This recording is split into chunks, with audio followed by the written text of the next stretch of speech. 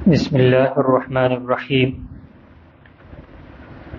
زکوٰۃ ادا کرنے کے لیے وکیل بنانا، یعنی اپنی زکوٰۃ کے پیسے خود کسی کو نہ دینا، کسی اور کو دینا کہ وہ کسی فقیر کو دے دے۔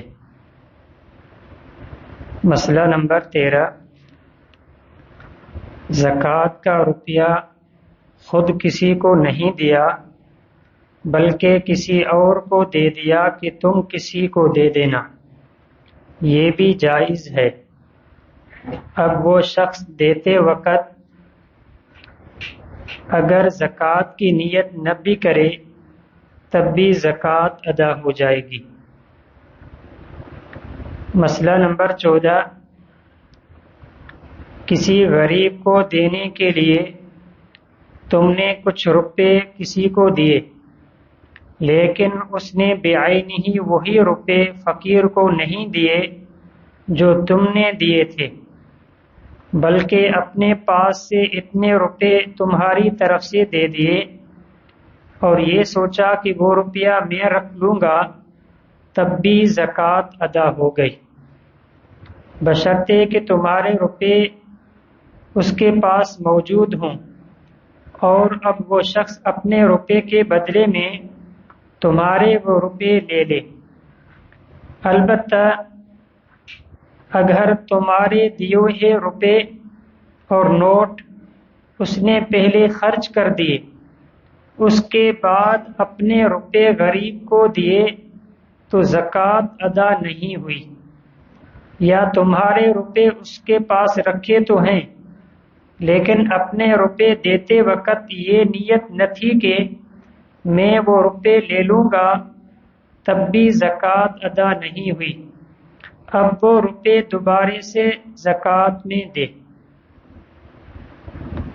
مسئلہ نمبر 15، ایک آدمی نے کسی سے کہا کہ آپ میری طرف سے زکوٰۃ ادا کر دیں، اور اسے زکوٰۃ کی رقم نہیں دی۔ اس نے اس شخص کی طرف سے زکوٰۃ ادا کر دی تو زکوٰۃ ادا ہو گئی، اور جتنی رقم اس نے زکوٰۃ میں دی ہے وہ اس شخص سے اپنے پیسے وصول کر لے۔ وکیل کا زکوٰۃ کی رقم اپنے رشتہ دار کو دینا یا خود رکھنا۔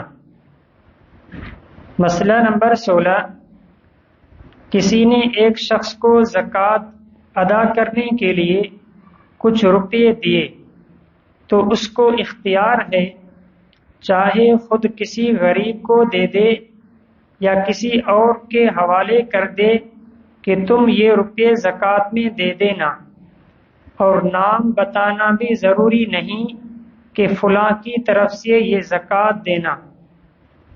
اور وہ شخص وہ روپے اگر اپنے کسی رشتہ دار یا ماں باپ غریب کو دے کر دے دے تو بھی درست ہے، لیکن وہ وکیل خود غریب ہو تو خود لے لینا درست نہیں۔